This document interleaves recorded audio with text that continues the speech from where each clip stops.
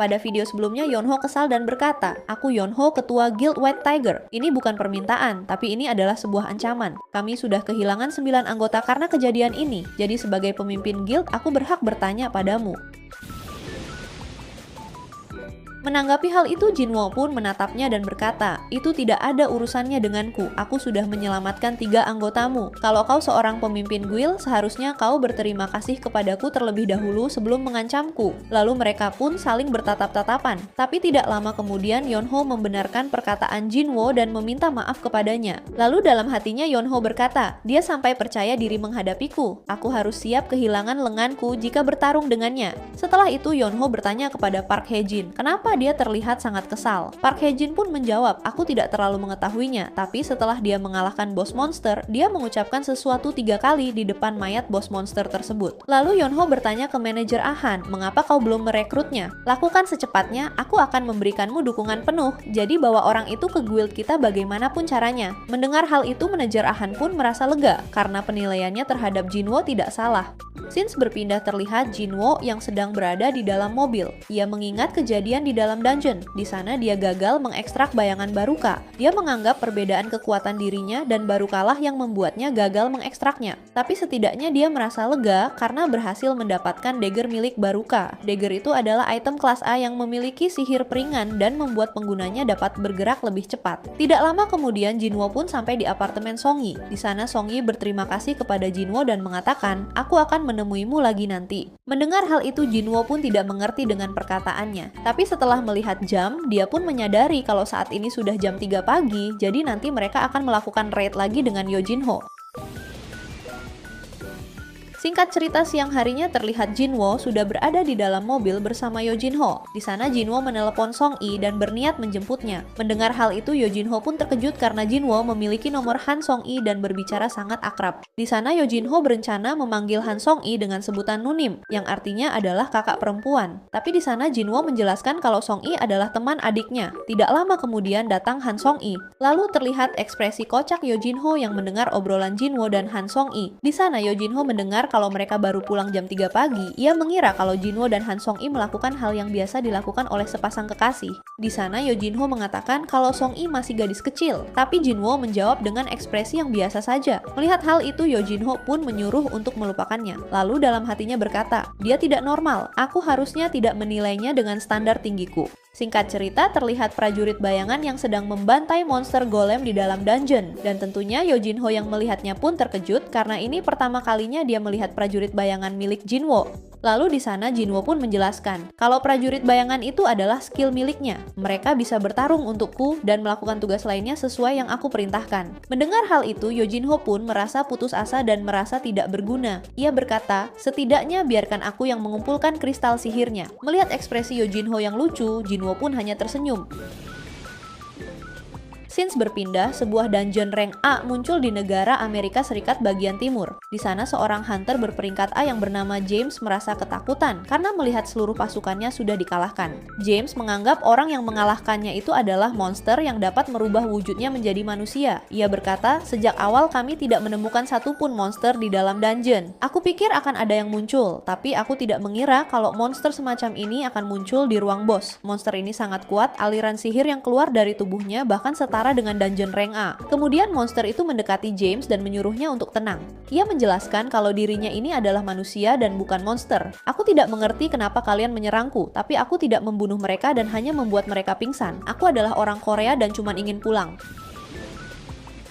Scenes berpindah memperlihatkan Jinwo dan Yojinho yang sedang merayakan kemenangan raid terakhirnya. Mereka berhasil menyelesaikan perjanjian 19 kali raid dungeon rank C. Di sana, Jinwo bertanya rencana Yojinho ke depannya. Yojinho menjawab, "Aku bisa mendapatkan lisensi guild masterku secepatnya setelah aku menyelesaikan ujian sederhana dari asosiasi. Lalu aku akan menemui ayahku untuk membicarakan lisensiku dan janjiku kepadamu tergantung pada lisensiku ini." Mendengar hal itu dalam hatinya, Jinwo berkata, mendapatkan bangunan seharga 30 miliar itu lumayan, tapi ini cuma bonus. Tujuanku yang sebenarnya adalah meningkatkan levelku. Kemudian diperlihatkan status milik Jinwo. Ia sudah mencapai level 61 dengan job sebagai Shadow Monarch. Lalu Jinwo melihat sebuah kunci untuk membuka gerbang Istana Iblis. Ia berkata, ada tempat yang harus aku kunjungi, jadi aku akan menghilang untuk sementara waktu. Mendengar hal itu, Yojinho pun mengatakan, kalau aku ini kau anggap sebagai pengganggu, kali ini biarkan aku tahu dan aku tidak akan mengganggumu lagi. Di sana Jinwo menyadari kalau Yojinho sudah salah paham. Lalu Yojinho bercerita kalau dia punya kakak yang umurnya 10 tahun lebih tua darinya. Sepertinya dia tidak menyukaiku, jadinya kami tidak pernah menghabiskan waktu sebagai keluarga. Dibandingkan dengan kamu, orang yang telah menyelamatkan hidupku dan juga membantu menyelesaikan masalahku ini, bagiku kamu seperti saudaraku daripada kakakku sendiri. Mendengar hal itu, Jinwo pun terkejut dan berkata, kalau kau menganggapku seperti itu, aku juga akan menganggapmu seperti adikku. Singkat cerita, terlihat Jinwo sudah berada di depan gerbang Istana Iblis. Di sana ia mengatakan, ketika aku mengalahkan Cerberus, setidaknya levelnya lebih tinggi 20 dariku. Tapi sekarang levelku sudah meningkat 3 kali lebih tinggi. Jadi seharusnya aku tidak akan kesulitan seperti dulu. Kemudian Jinwo mulai membuka gerbang Istana Iblis dan mulai memasukinya. Lalu saat baru memasuki Istana Iblis, ia langsung diberikan sebuah misi oleh sistem. Jinwo harus berburu iblis dan mengumpulkan 10.000 jiwa untuk mendapatkan hadiah khusus. Hadiahnya sangat menakjubkan. Aku akan mendapatkan 20 status bonus dan barang apapun dari shop. Di dalam shop banyak barang yang harganya lebih dari 10 miliar gold dan aku bisa mendapatkan itu jika aku menyelesaikan misinya. Tetapi Jinwo mengetahui jika hadiahnya sangat bagus, tingkat kesulitannya juga pasti akan tinggi. Di sana dia tidak menemukan monster satupun. Tapi dia pun terkejut ketika mengetahui kalau dungeonnya bertipe lapangan atau sebuah perkotaan yang sudah hancur dan dipenuhi kobaran api. Tidak lama kemudian muncul segerombolan iblis di hadapannya. Jinwo berkata, mengumpulkan 10.000 jiwa itu berarti setidaknya ada 10.000 iblis di kastil ini. Karena hal itu dia pun jadi bersemangat dan langsung menerjang dengan kecepatan penuh. Dia menebas semua iblis yang berada di hadapannya. Bahkan saking cepatnya, Jinwo langsung menebas kepala iblis yang ingin menyerangnya.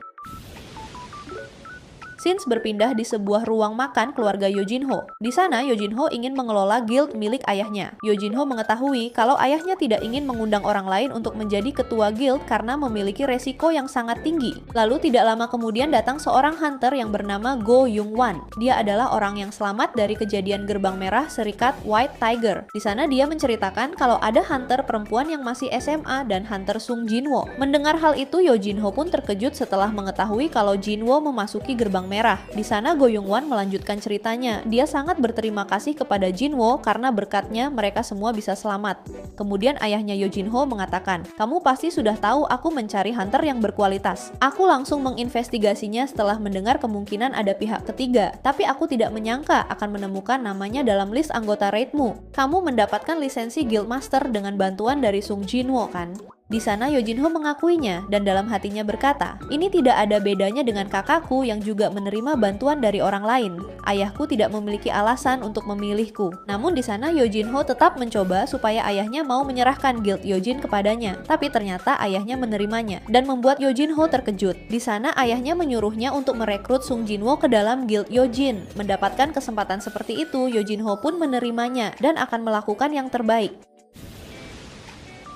Scenes berpindah memperlihatkan Jinwo yang sudah berdiri di tumpukan mayat para iblis. Di sana ia sudah mengalahkan 300 iblis tingkat rendah. Tingkat kesulitan Istana Iblis lantai 1 tidak terlalu sulit. Dia telah mengalahkan semua iblis di lantai tersebut. Rank monster tertinggi di lantai ini adalah rank D, tapi mereka menghasilkan XP yang lumayan banyak. Untuk meningkatkan satu level, setidaknya Jinwo harus menyelesaikan 9 kali raid dungeon rank C. Tapi di sini kemungkinan dia bisa meningkatkan satu levelnya dalam waktu 4 jam saja. Seiring bertambahnya level, jumlah XP yang dibutuhkan untuk naik level juga bertambah. Itu artinya Jinwo akan semakin susah untuk berkembang. Rank Jinwo yang sekarang kemungkinan hampir mencapai rank S. Dia sudah merasakannya saat bertemu Bae Yonho.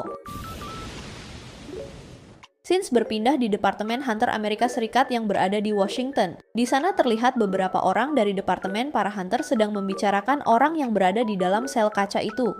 Mereka sudah mengetahui kalau orang itu mengaku sebagai orang Korea. Dia mengatakan jika dia terjebak di dungeon 10 tahun lalu, dan saat sadar dia baru tahu kalau dia berada di Amerika. Ini pertama kalinya ada kejadian seperti ini. Seorang manusia berada di dalam gate rank A dan berhasil mengalahkan satu party hunter rank A seorang diri. Ada kemungkinan kalau dia itu monster dengan ingatan manusia. Tanpa bantuan hunter rank S, ibu kota Washington bisa dalam bahaya. Untungnya setelah kami memeriksa guild scavenger, ada satu orang rank S yang mahir berbahasa Korea. Sepertinya dia sudah menyelesaikan keperluannya di Korea dan sedang dalam perjalanan ke sini.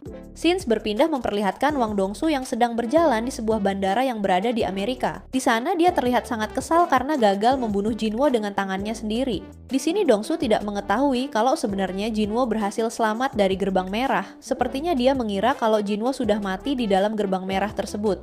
Kemudian cerita pun kembali ke Jinwo. Di sana dijelaskan kalau setiap lantai menara iblis itu terbuat dari dunia yang berbeda-beda. Jika menara besar ini ada 100 lantai, itu artinya ada 100 dunia yang berbeda di menara ini. Monster yang memiliki item izin masuk akan muncul secara acak di setiap lantai. Jadi Jinwo hanya bisa naik ke lantai selanjutnya jika dia sudah mendapatkan item tersebut. Lantai 2 hingga lantai 27 sudah Jinwo lewati. Ia melewati setiap lantai yang ada dengan kecepatan yang sangat mengerikan. Pada awalnya, saat Jinwo mendapatkan kunci kastil iblis, dia merasa khawatir kalau tempatnya akan mirip seperti dungeon rank S. Tapi rasa khawatir itu lama-lama menghilang dan pertarungannya malah menjadi membosankan. Kemudian Jinwo melewati setiap lantai dengan sangat mudah hingga mencapai lantai 50. Tapi saat berada di lantai tersebut, terlihat bos iblis dengan beberapa pasukannya. Di sana Jinwo merasa aura berbahaya dari bos iblis, jadi dia berniat untuk menyingkirkannya terlebih dahulu. Di sisi lain, para penyihir bayangan sudah siap menyerang. Beberapa sihir bola api pun dikeluarkan dan membakar para iblis. Lalu sedangkan prajurit bayangan lainnya akan melawan para iblis yang masih hidup. Di sana, Iron menangkis dengan perisainya dan Igris menebas para iblis. Di sisi lain, Jinwo sedang menggunakan skill kamuflasenya dan memperhatikan bos iblis. Bos itu belum bergerak sama sekali dan Jinwo menganggap kalau pertarungan ini akan berakhir dengan mudah. Tapi secara tiba-tiba bos iblis itu menghilang dan muncul di hadapan prajurit bayangan. Bahkan Jinwo yang melihatnya pun dibuat terkejut melihat kecepatan yang dimiliki bos iblis tersebut. Bos iblis langsung menyerang para prajurit bayangan. Iron yang berada di sana mencoba menghadang dengan perisainya tapi berhasil dikalahkan. Kemudian bos iblis juga mulai menyerang Igris dan berhasil mengalahkannya dengan sekali serang. Melihat hal itu Jinwo pun sangat kesal dan langsung muncul di atas bos iblis. Dia sudah bersiap menyerang bos iblis dengan kekuatan penuhnya dan langsung meninjunya hingga membuat bos iblis terpental cukup jauh.